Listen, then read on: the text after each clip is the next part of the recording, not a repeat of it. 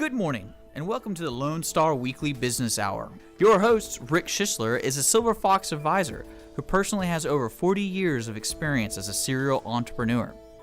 So sit back, pull out your pad and pencil, and get ready to take notes as we join Rick Schissler in his Lone Star Weekly Business Hour. Good morning, this is Rick Schissler, your Silver Fox advisor, and this is the Weekly Business Hour. Glad to be with you this week. We've got a little changing weather outside, so a little cold weather in April. Never hurt anything, but it sure is unusual for this part of Texas.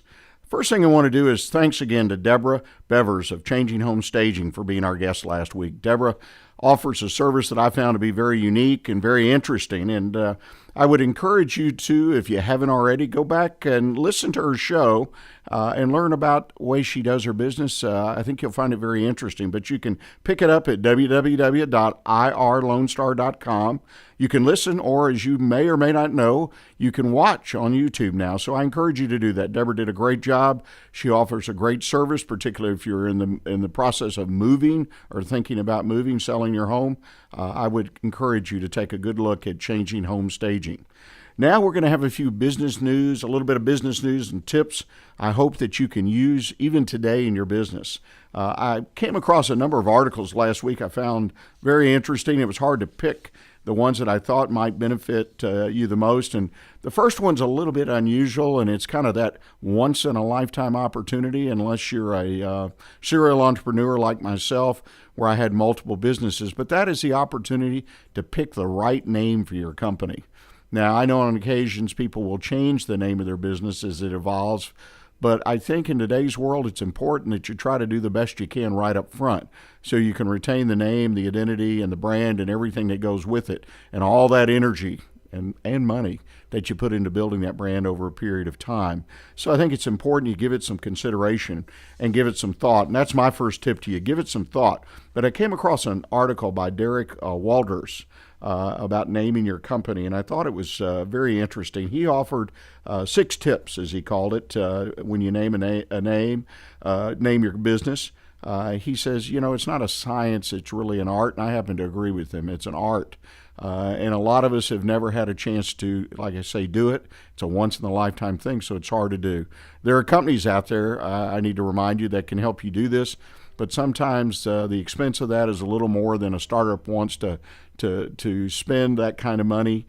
And so we tend to basically sit back, think about it ourselves, talk to our friends, our spouses, relatives, people like that who really probably have no more notion how to do it than we do. So my encouragement is for you to do a little bit of reading. Maybe some ideas I'll give you now will help you as well. But do some research. The first thing is that Derek says is don't name the business after yourself. And I had to read that several times because I have always thought having my name in a business, depending on what you're going to do, particularly if you're in a service business, particularly if you plan to be a storefront type Main Street business, there may be some value in that. But he gives some, what I think, some pretty good reasons for not doing that. The first is if your name is difficult to speak, then you're going to get your name mispronounced many times. And then all of a sudden, not only your name, but now your business. It's confusing to people. So if you have one of those names other than Smith or Jones, and I'll leave it at that, I would be careful about that and would agree for him. The other thing is the fact that you have your name in your business and one day say part of your exit strategy is to sell the business. Now, I'm going to buy a business that's named Smith or Jones, and my name is, Schissler. I don't know how I feel about that. I think you might limit the buyer, or at least the buyer will go about changing the name, which I think is a huge mistake because I'm buying your equity. I'm buying all of what you've built up over whatever period of time you own the business, that goodwill, and now I'm going to have to change the name. So think about it when you do come up with your name, that look down the road, and that was the second thing I came up. Be aware that this is a long-term situation potentially. If your business is successful, you beat the odds. If you're starting from scratch and you do survive that first 3 to 5 years and it grows, and depending on your plans for growth, and then at some point you're going to want to exit that business, and you may limit yourself if your name is not exactly what the new owners want to use in the business. The idea that names like Ford and Sears, who were named after individuals, exist today. All you have to do is look around at the .com area and look at all the interesting names out there like Facebook, Twitter, names that you know, and there are thousands of others that you never hear from because they didn't make it. I don't think you need to pick a name that's so unusual that you put yourself in a box. And that's something that Derek and I agree on 100%, because what happens is you put yourself in a box, your business changes, you take on additional products or services that are maybe not even related, which is not that unusual these days, because we've seen how fast things change currently. From year to year, decade to decade, the whole world seems to change, and how it does almost everything from services to products we buy and use. Just look back over the last 20 years and look for things that are still the same that you use or buy. Everything's changing. We're a world economy, whether we like it or not. So if you give it a name that limits it, and it limits to what you can do, and then all of a sudden you say, I really need to move this direction with the business. Oh, yes, I'm going to continue in the business I was in, but we're going to have to expand. We're going to have to move in these areas, and they have nothing to do with the name that I've chosen back when. So that, to me, makes it really, really difficult. So I think the thing is, think long term. And my last piece of personal advice is be a little creative. And I don't know if you're a creative person or not. I mean, some of us are and some of us aren't. I don't think of myself as being that creative, but you don't want to be too creative. So don't just come up with a crazy name that's so far out there that people just kind of look at the name and look at the business and they see no connection. And that's really what you're looking for, is a name for your business that connects it to what other people are doing. The other item I want to talk to you about today that I picked up, I thought this was a great article, and its name, particularly in the world we're dealing with here in this country, is a lot of focus on what our armed services do every day, and the veterans are coming back. And that's an article I picked up on the habits from Navy SEALs that will make you more successful. Now, this article was written by Brent Gleason. I don't know if you're familiar with Brent. It was published in Inc. magazine on the 9th of this month. Brent wrote a book, No Easy Day. It's been a best-selling book, but you might not know Brent because he wrote it under the name Mark Owen. But Brent was a Navy SEAL, and basically what he did was pick up some of the habits that they were taught as soldiers and turn them around into business ideas and connect them to business. So the military and the business connected. Obviously, the discipline comes through that the military has, but a lot of the ideas that Brent talks about are things that are really kind of common sense, but we lose track of them. And the first thing he says is we have to develop habits. We all know about habits, good and bad. We know how difficult a bad habit is to break. And some of us, if you're like myself, know how hard it is to develop certain good habits, particularly ones that we're just not that good at. Where we have to be outside our box, our comfort area, but they're habits that we need to have in order to be more successful. And that's the key here. And he made a list of 7, and I would like to kind of move through these and see if you pick up on some of them. Again, a lot of them I recognize. They're things I try to do, things I try to talk with clients about. But if you can develop them individually, and that is the second thing I personally like to say, is try to convey them to your employees and get them to develop them. But it's a good list. If you're not working on this issue currently, it's a good place to start. So let's start with the first one. The first one is be loyal, obviously. Loyalty in the corporate environment, in the business environment, seems to be dying, and I agree with that point. Loyalty just doesn't seem to be out there. And that's loyalty, obviously, to the business itself. That's loyalty to the customer. That's loyalty to the employee. But as you can well imagine, in the Navy SEALs, loyalty is huge. And I think it should be huge in business. I really do believe if you can develop a culture of loyalty in your business, you're on the road to success. The second thing he brought up is put others before yourself. Again, another obvious point, but it's not one that we find very often. I know in the Christian faith we talk about that all the time as being a servant to people and putting everyone else, everything else in front of ourselves. And as Brent pointed out in this, if you will put others before yourself in your daily work and working with fellow employees, working in the business, working with clients, if you just have that thought process, okay, in your mind that I'm going to solve these problems, I'm not worried what it's going to take, I'm going to make it happen, all those flow through putting others before yourself. Third one is be reflective. Sometimes you can spend too much time analyzing your action, But the other thing is reflect on your mistakes. Don't sit on them. Reflect on them and then move on. Try to change what happened in your mind. Try to reflect on that mistake and obviously learn from it. We've all heard that before, even when we were growing up. The fourth one, be obsessively, and I love the word obsessively organized. Boy, that's got military written all over it, at least we think it should. And as a Navy SEAL, if you've ever seen anything on the SEALs or read a book or saw the movie Lone Survivor, you saw what organization, and you saw that it can break down if you saw that movie, and what happens when being disorganized can do. And Brent had a little story about one time he would come back from a mission and they were getting ready almost immediately to head out again, and he forgot to reload some of the magazines for his pistol, and his officer, as he did a check of all the men, found it. And he says, I'll be frank with you, I've never felt so bad in my life because I'd let the team down. So the point, be obsessively organized in your business. And a lot of us, and I'll have to raise my hand on this one as well, are not that organized, but it's important to be obsessively organized in your work and try to convey that to your fellow worker. Assume you don't know enough. Always look for new information, new ideas. Again, to me, that's common sense and important in all businesses. Always be looking for more information. Be detail-oriented. A lot of us, including myself, maybe are not detail-oriented enough, but work on that skill, work on that habit, and try to develop in your business. And I think the last thing, and anyone who's ever been a client of mine will tell you, is I always talk about this idea, never be too comfortable. Always realize there's someone out there that's competing with you. Always realize that your customer service can be better. Always realize you can work with your employees a little more and develop them. Always realize there are better potential employees out there if you need them. So never get too comfortable, sit back in your chair and say, hey, my work's done, because it isn't. You need to always be moving forward and looking forward. These are the things I'd like to share with you today, and that brings us to the end of our segment on news and tips you can use. I hope that some of this information resonates with you.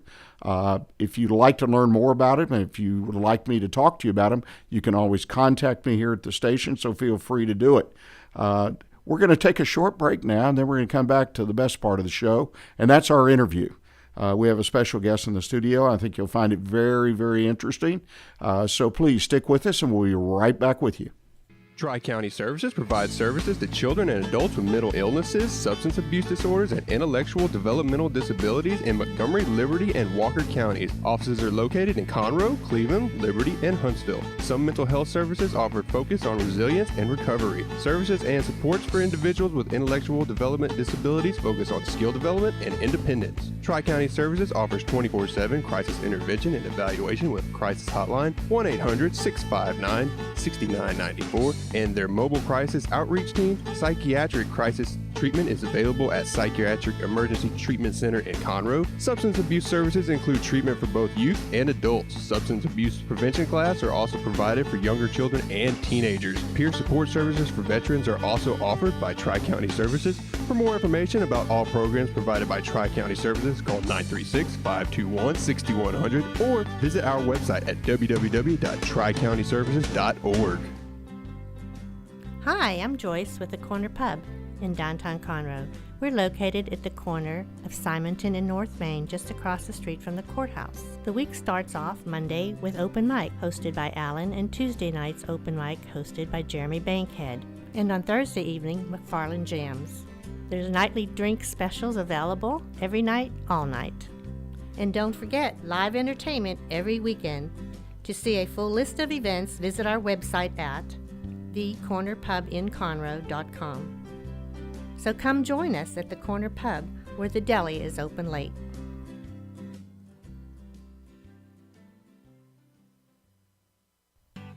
Hello, I'm Bonita DeRosa, Animal Control Officer for the City of Willis. We invite you to tune in to Lone Star Internet Radio every first and third Thursday of the month at 11 a.m. for the Willis Hour. On the first Thursday of the month, the Willis Hour will be covering upcoming events and news about the city. Join in the conversation with your city officials and other leaders in the community. On the third, we will be doing a recap of the last City Council meeting.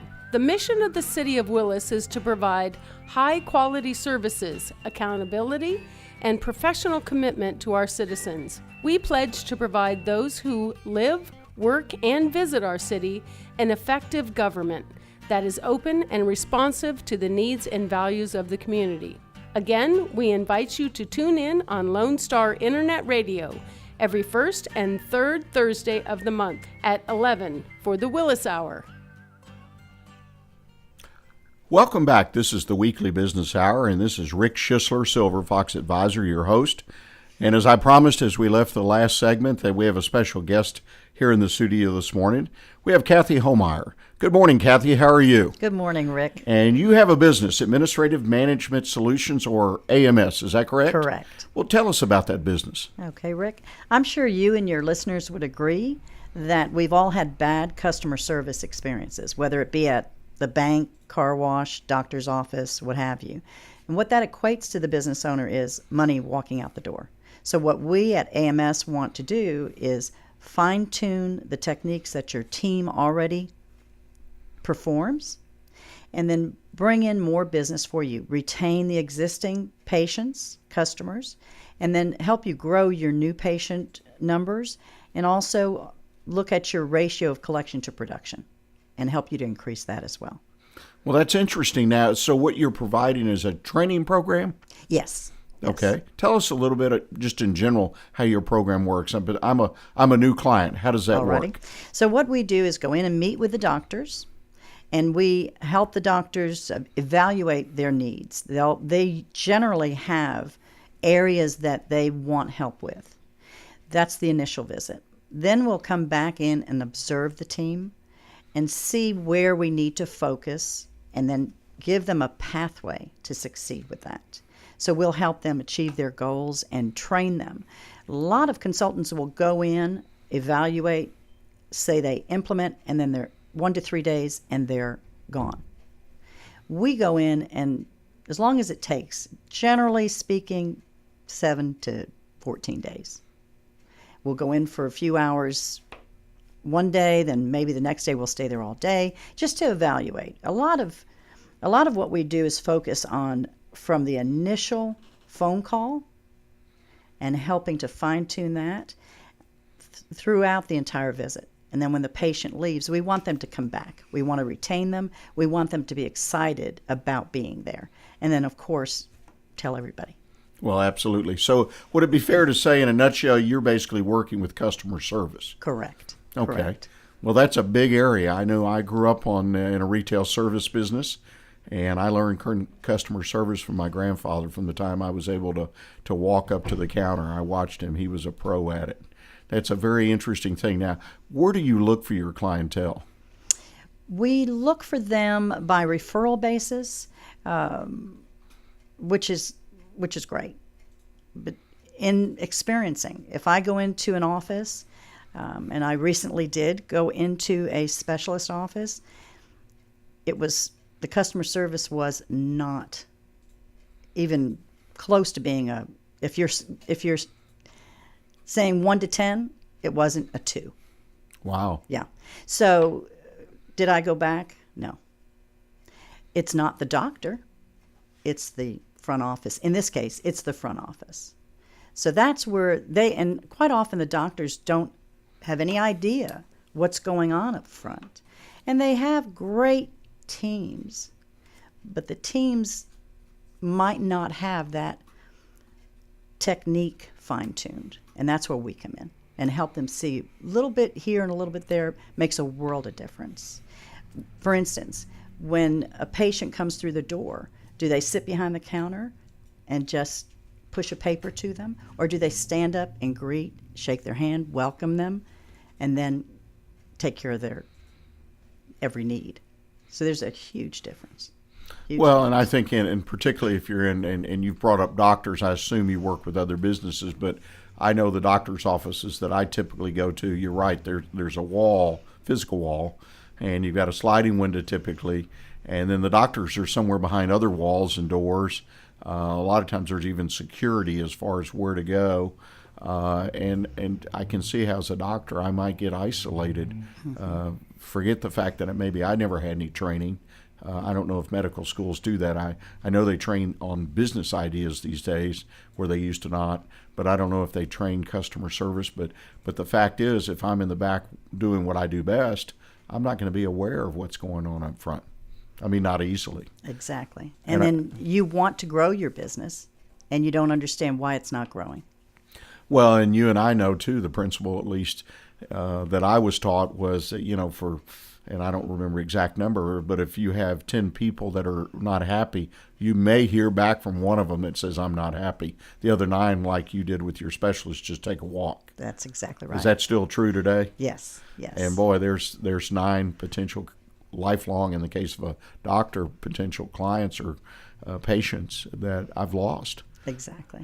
I believe that you work in a crucial area. I mean, you're on the front line. I grew up in a family business, as I mentioned to you. In fact, my grandfather taught me at the counter, but my dad always said the most important admin position in the company was the receptionist. Yet she, in those days, it was typically a woman, but they were the lowest paid or among the lowest paid.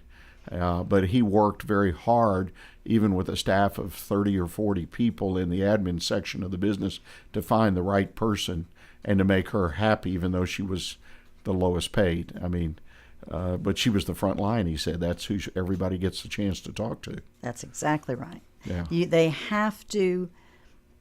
The entire team has to feel a vested interest. I'm not talking about bonuses. I'm not talking about salary. They have to feel that that is their practice. That is their business.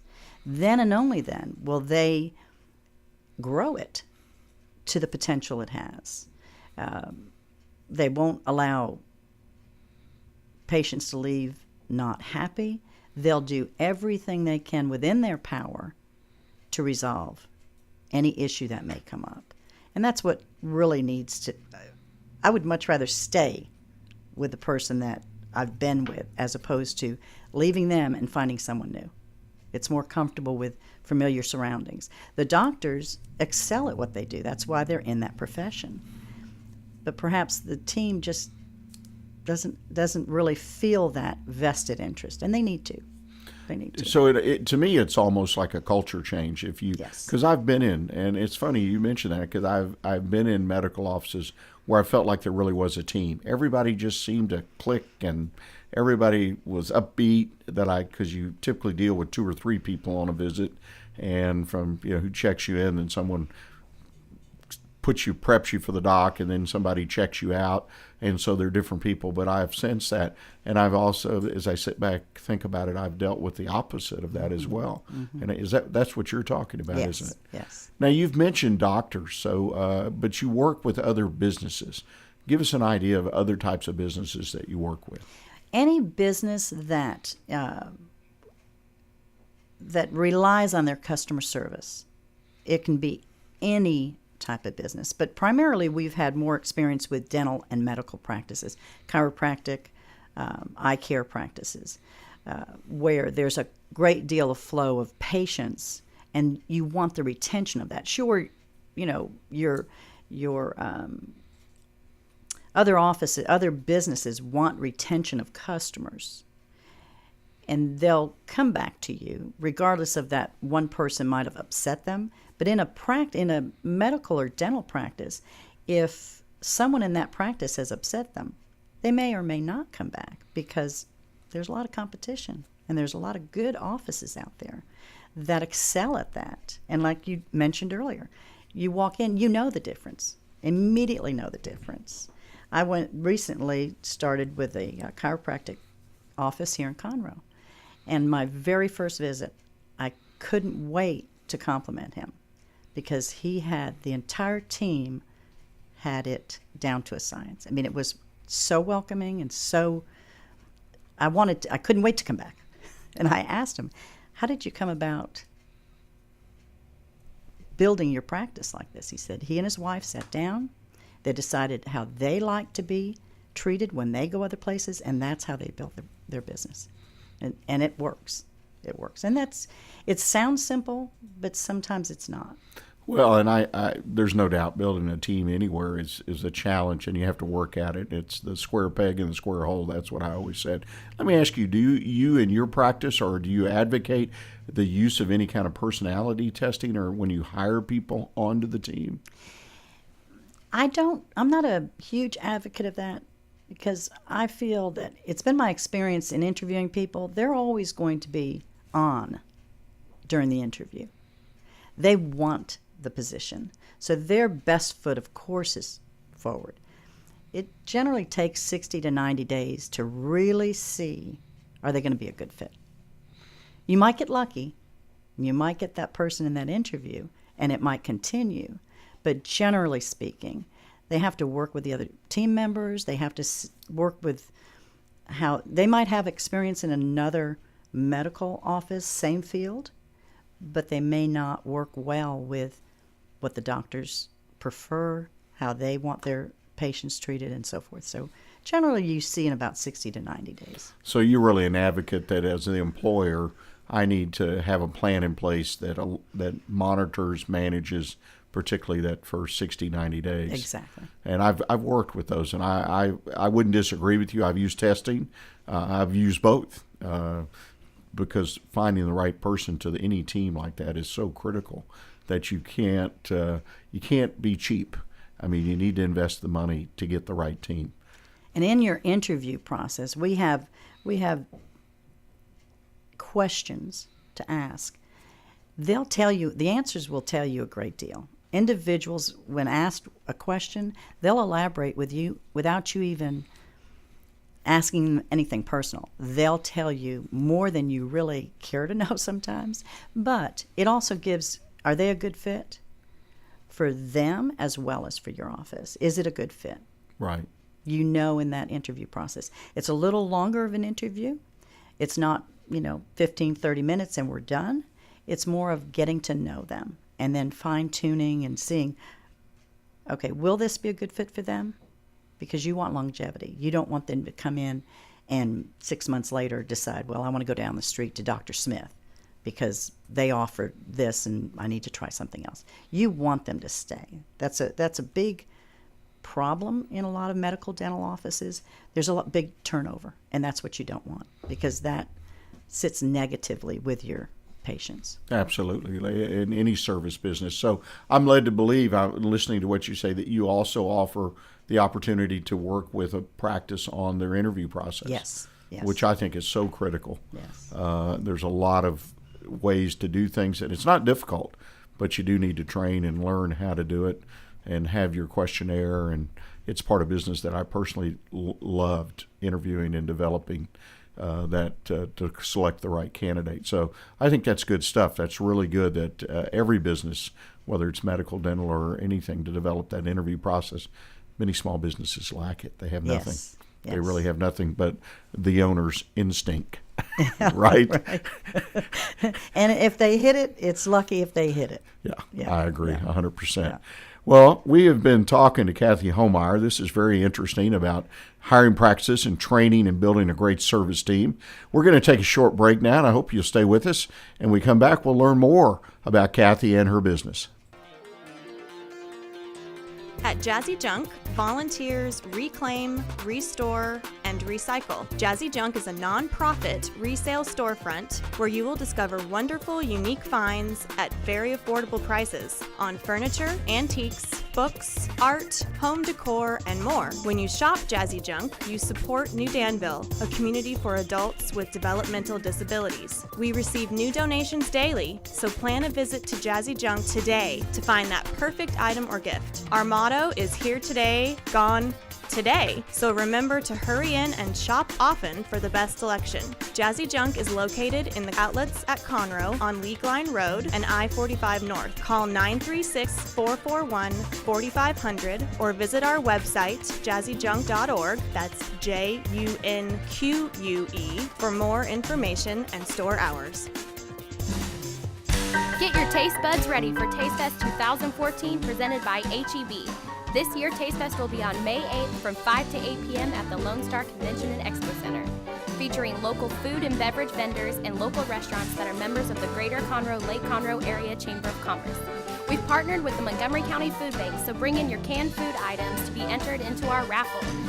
Tickets are $15 for adults and $5 for children. To purchase tickets, visit www.conroe.org or your local HEB Conroe Market. See you out on May 8th at the Lone Star Convention Center for Taste Fest.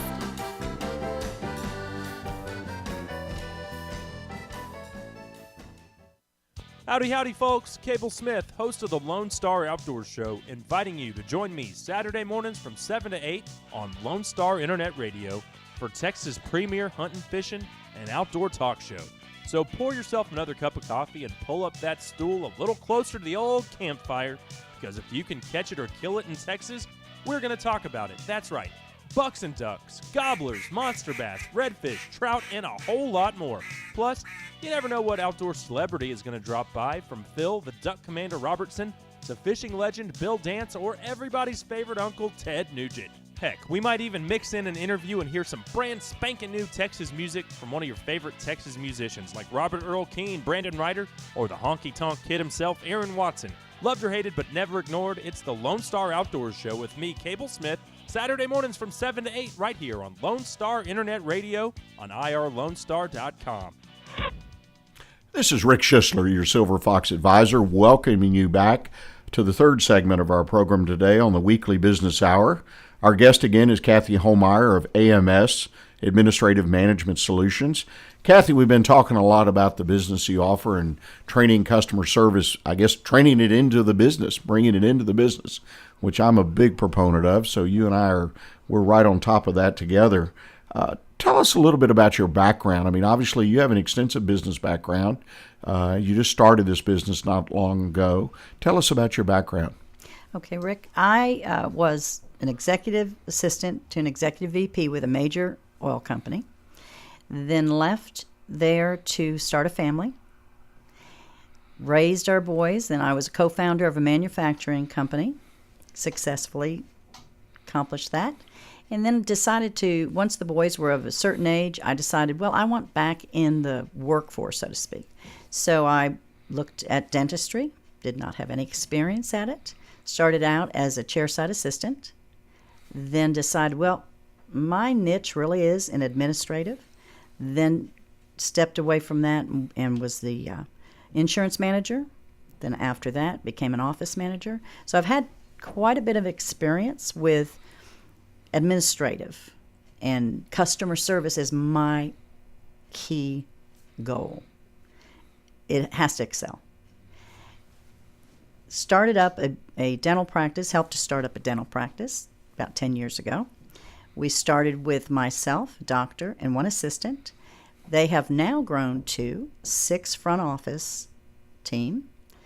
They have a marketing department. They have 10 clinical team members, and now 3 doctors.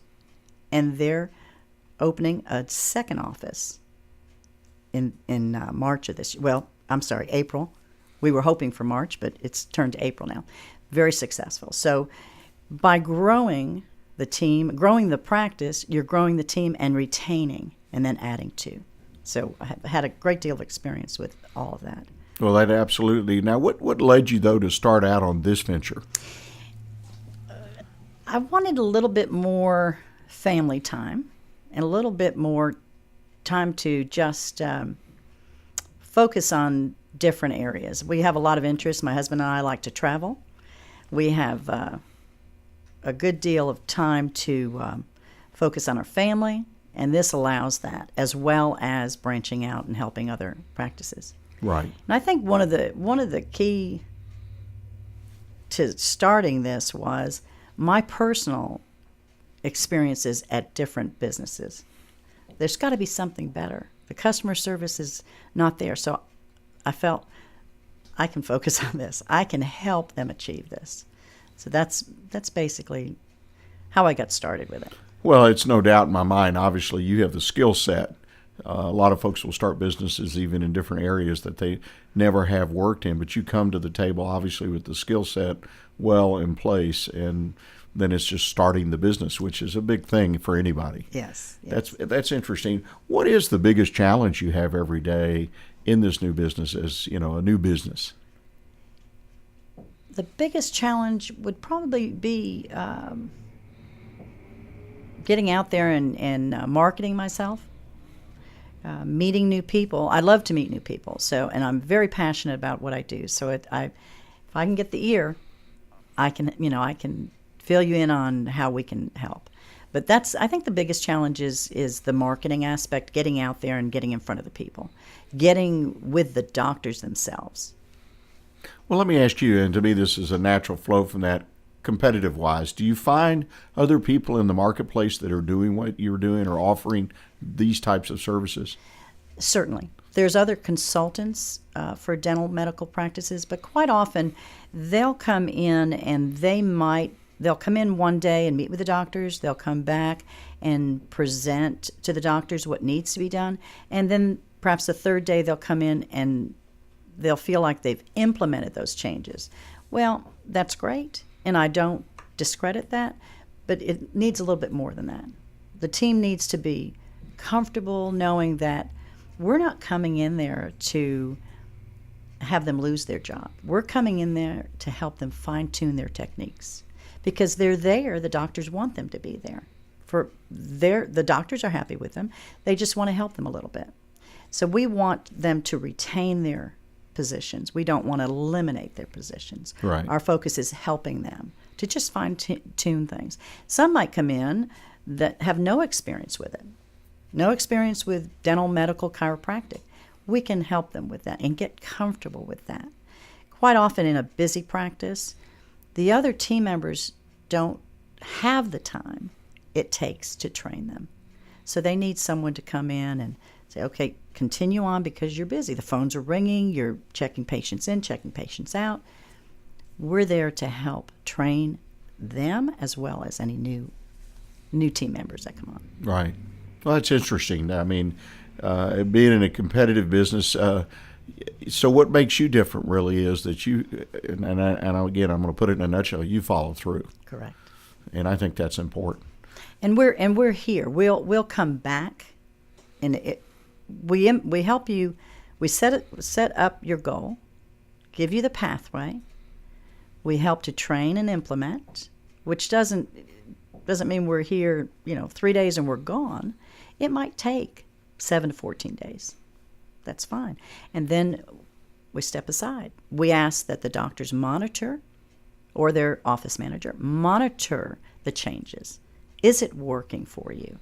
If not, why not? And then we can come back in, a little tweaking, and get them back on the road. Now, speaking of monitoring, do you offer any type of accountability scale or anything that, say you perform these services for me and we're happy you've been there and everybody's functioning, do you offer any kind of accountability sales? In other words, repeat patients should be 80% Yes. or some. Do you offer me things that I could benchmark if I was purchasing your service? Each practice is different. So when we meet with the doctors, we'll ask them, okay, how would you gauge that we've provided the service that we've presented? So based on how they're going to gauge it, whether they say, okay, well, you're telling me I'm going to have 50 new patients a month. Well, that's going to be how I'm gauging it, whether you were successful. If we have 50, then you've done what we've asked you to do. Right. So you customize it, and I think that's great Absolutely. because you get buy-in better at that. Yeah. But typically industries, and as you and I talked a little bit, an industry will have certain standards. If their industry's large enough, they'll measure things. But I think having a custom standard is great because you need that buy-in from your boss, so to speak, the person who hires exactly. you. That's interesting. How do you market your business? I mean, you mentioned that you're out there marketing it. What do you do to market your business? All right. We have a website set up. We also have a Facebook page. We're connected with LinkedIn. And then we're members of the Chamber of Commerce. Okay. Do you do much networking?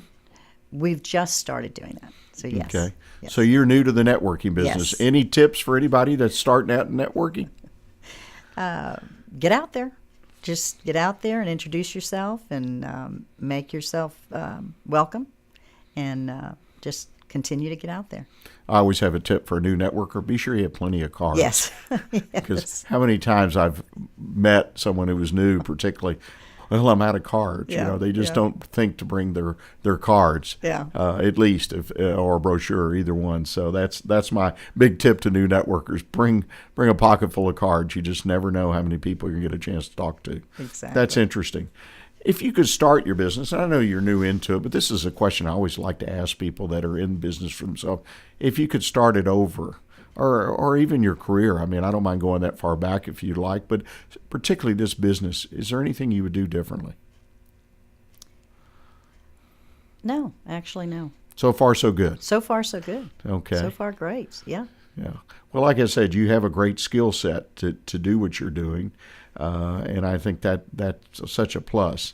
And I think one thing I noticed that I think is interesting about what you do is you go in and you really, and I can see the fear factor being with the staff that you're working with. But, the turn on that, or the flip side, is you're giving me a new skill set. I mean, you're training me to do something better. And so it just enhances whether I stay with this firm or this practice or whatever. You've given me something that I can sell, so to speak, or makes me worth more. Exactly. I would think. And exactly. If I hired you, I'd look at increasing the pay of my people, either through bonuses or something, ultimately, if they hit certain benchmarks, or the practice does. Exactly. Do you encourage that kind of behavior? Yes, and we'll customize that for them, and that's crucial. Everyone likes to feel appreciated and be appreciated. So yes, we do. We'll customize the plan for them. Right. Well, here's the question I always have to ask new business owners. If I was thinking of opening a business, I'm working in the corporate world, or I'm working for a smaller business like you've done both, and I would say, gosh, I want to get out there. I've got a lot of experience. I think I could do a great job. What would be your general advice to me if I was thinking about starting a business? Do your homework. Research what is currently available in the area and how you can enhance that, add to it, improve on it. So do your homework. I think that's a wonderful piece of advice.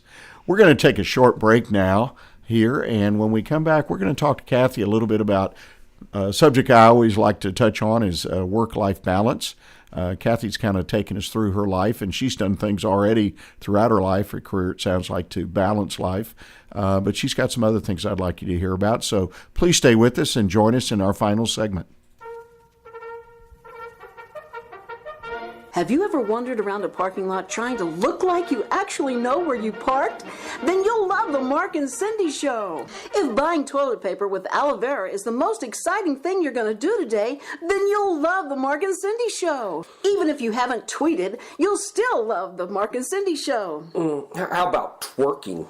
Ew, that was one step over the line, Mark. Well, you said toilet paper. Look, we want listeners to tune in to the Mark and Cindy Show at 10 o'clock every weekday morning here on Lone Star Internet Radio. The Mark and Cindy Show, it's like visiting with your best friends for coffee, except we will never stiff you with a check. And one of us always knows what she's talking about. Well, okay, but it's still called the Mark and Cindy Show. You know that.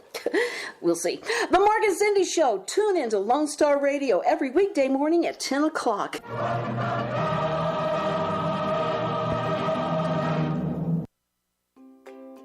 Hi, this is Erica Tullis, Executive Director of the Breast Cancer Charities of America. The Breast Cancer Charities of America is a national nonprofit organization with our headquarters in the Woodlands, Texas. We focus on non-invasive breast cancer research and helping the true patient that is going through breast cancer. Through our Help Now Fund, we help women pay the rent and utilities while going through their breast cancer treatment. It's unlike any other program that truly is out there. We are here to help the woman. Our phone number is 936-231-8460.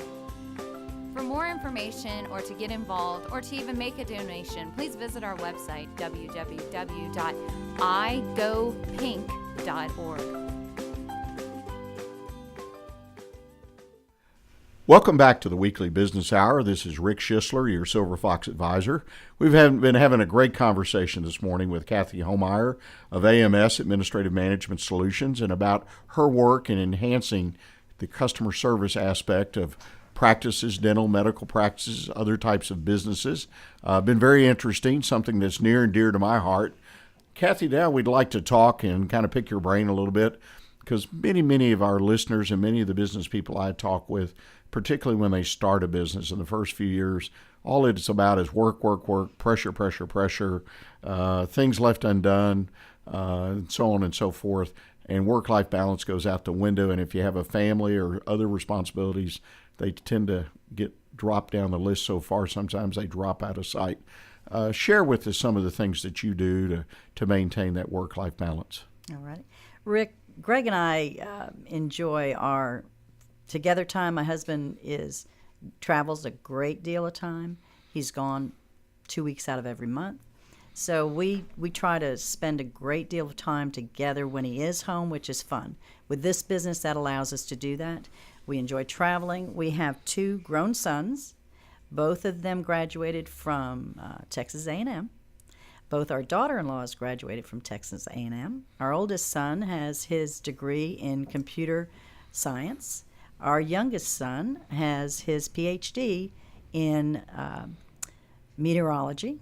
So the youngest son is moving to Oklahoma in June, actually. He was just awarded a professorship at Oklahoma University. And our youngest son and his family live in Tomball. So together they have 4 children, 2 each, and a third. And the oldest son is having a third child. And they never find out whether they're a boy or a girl before they're born, so they nickname the children. And Rocket is due July 4th. So we have a lot of fun with our children and grandchildren and enjoy traveling and spending time with all of them and with ourselves. How important do you feel it is to have balance in one's life? Extremely important. Extremely important. I like to enjoy, as much as humanly possible, a stress-free environment. And we've focused on that throughout our entire married life with our children, and you have to set aside time. God first, family second, career third. It's so vitally important. Otherwise, there isn't the balance. Right. And you constantly feel like a mouse in a treadmill, so to speak, just kind of running, and you don't understand why. Why am I so stressed out? Your balance is off. You need to just take time and smell the roses, so to speak. Well, and I think the thing that people really miss is if I can obtain a balance wherever I am in my career. Obviously, when you start a business, you got to really focus. You got to spend more time. You got a little different balance. But then down the road, 5-10 years, you don't want to be in that same balance, 80-20, whatever these numbers are, whatever's happening. And but when life's in balance, you're better at what you do in business. Would you agree with that statement? Absolutely. You have to have balance. Yeah. It's not just about the family and your relationships at home, which a lot of people, I haven't been, but it's about the quality of what you're doing at work as well, I believe. That's right. I totally agree with that. And in your business, you spend a lot of time conveying ideas, and you've got to be on your game every minute of every day. Yes. Tell us how you do that.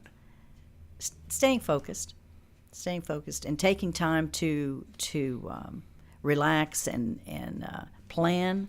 You had mentioned earlier in the program about being organized. That's key. You have to be organized. Then the stress is minimal at best. Yeah. That's interesting. Now, so far, you obviously are new to this business, but what do you, if you could pick just one thing, has led to success that you've experienced so far? Honestly, my desire to provide customer service. I think that's what's led to my success, whether it be in the oil industry, whether it be when we had our manufacturing business, or whether it be in my positions in the dental and medical field. Focus, just staying focused.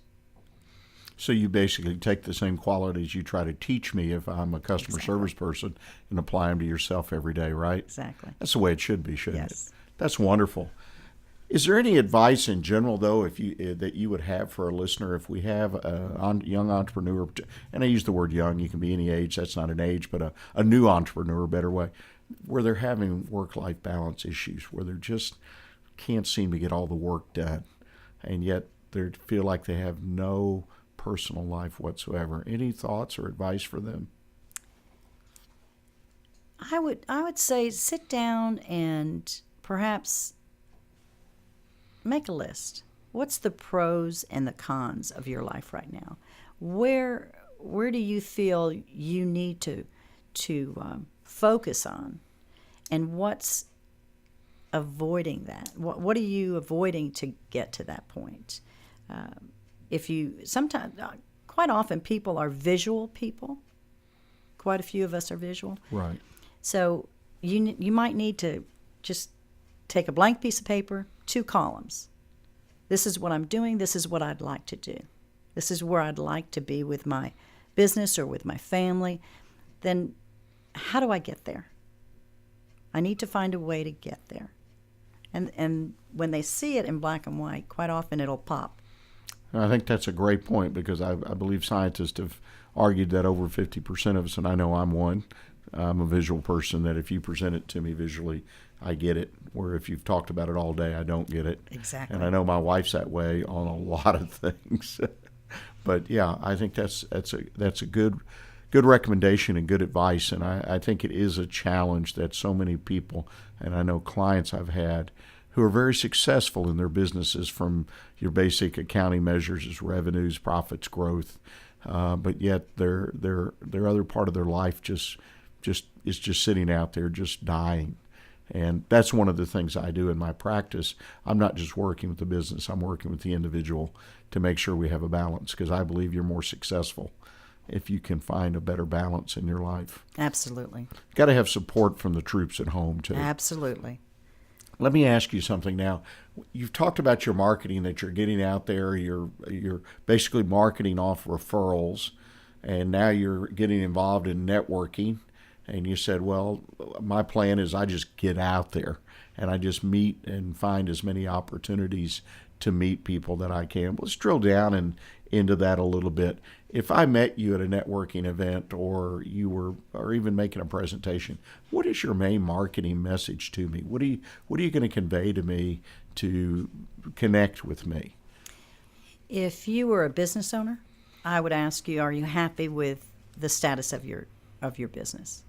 Are you wanting growth and not able to find that growth? Not able to find the resolution for the growth? And then I talk to you about how I can help you get there. Okay. Now, if I'm just a fellow networker, I've met you and I'm a consultant, a Silver Fox in my case, or in the case of Dick here, who's one of my clients, you own a radio station. What are you going to talk to me about as a fellow networker about your business? I would try to find a common interest, and that would lead me down a conversation. Try to connect in some way with you, and just talk. Well, and the reason I bring this up is so many times I know people go to networking events, even people who have been in business for some period of time, and they know people, but there's always new people. And I've always believed that networking was about building relationships, looking for new people. It's kind of like this radio station where you and I are sitting today. You won't believe the number of people who come through here, not only to be on the radio, but people that just, and so Dick would be, in my opinion, a great referral source for a lot of businesses, because people come through here and they talk about their businesses, they talk about the weather, whatever. And that's what is at networking events many times. Many times it's just people trying to sell the other people something. And I've been to those kind of events. But I meet people who are interesting or whatever, and once we start drilling down, we find that these people, first, we like them, and I think that's important. And two, interesting, their businesses are interesting. And third, we know somebody. Yes. Perhaps a client. And I heard a guy the other day, I was at a social setting, and he had been referring some people into a business part of his, and they had really messed up a couple of times, and heard him, he thought with the client, says, I'm not going to refer anymore.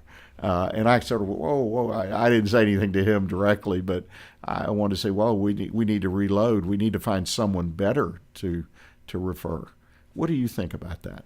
I absolutely agree, Rick. You have to. I feel we're here to help each other. If you have a need and I know a business that can provide that need for you, I'm going to talk to you about that. And I'm not going to refer someone that I don't feel confident in referring. That I have to know that they're going to provide the service, excel at providing the service to you. So that's helpful in the networking. We all know all different types of businesses and continue to do businesses with them. Why not refer? Right. Well, and I feel one of the strengths, I mean, you're a fellow consultant in the broadest sense, and one of the strengths of a good consultant is to have quality people. I mean, whether it be a plumber, exactly, or an electrician, or someone to fix someone's car, exactly, on a personal level, or people related to the business issues every day. Do you feel that way yes, as well? Yes. Do you work to find referral sources? I do. Yeah, I do too. Yeah. I think that's great. And that to me makes you more valuable as a consultant if I was going to hire you. This has been great. I have really, really enjoyed visiting with you today. Cathy, if I'm listening to this program either live on an archive and I recognize that I need some help in customer service area, which, by the way, folks, I believe over half of you do, and maybe more, based on my personal experiences as well as working with clients. It's just such a critical area to every business that it just gets overlooked. But if I realized or accepted the fact that I need some help and would just like to talk to see if you could help me, how is the best way for me to reach out to you? My phone number is 936-689-7111. Or you can email me, Rick, at Cathy, Cathy, at admin, ADMIN, management, well, it's abbreviated, MGT Solutions. So Cathy at adminmgtsolutions.com. Okay. And Rick, I've really enjoyed this morning. Well, I appreciate you taking time. I know you're building your business. You and I talked beforehand, and I was excited about the opportunity to have someone with your skill set, your background. Plus, we have a friend, Butch Madrazo, in common, Yes. which has a great story. We'll keep that off Yes, the air. please. But Butch, you might be listening. We're thinking about you today. But no, this is a wonderful service that you offer, and I would encourage people to at least talk to you or find out more. What is your website address? Admin, ADMIN, MGTsolutions.com. Well, I would encourage people, at the very least, that seems to be a first stop for many folks these days, to take a look and see what you have to offer. Ladies and gentlemen, I appreciate you tuning in and listening today, or listening on our archives. And I want to offer an encouragement prior to the show. Mark and Cindy shows on every weekday morning from 10 to 11. And if you want to enjoy an open discussion about today's topics with a little humor around the edges, I would encourage you to tune in a little bit early every day before I order this show on Mondays, but the rest of the week. And keep listening for an announcement that you're going to hear in the future about their show going on our public access TV. So it's in the meantime, go to www.irlonestar for the archives of past shows from Mark and Cindy, the Weekly Business Hour, and all the shows here at Lone Star. Thank you for tuning in again, and we'll see you next week, partner. Hey everyone, this is Tina, your host from Retro Saturdays. I wanted to invite you to visit the Lone Star Studios here in downtown Conroe, Texas. We're all volunteers here, and we need your help in serving the Montgomery County area. Radio media is a fun field to be in. Lone Star Internet Radio serves Montgomery County with news, current events, local programming, and of course, music. If you are interested in volunteering and sharing your talents in media, go to irlonestar.com and let us hear from you.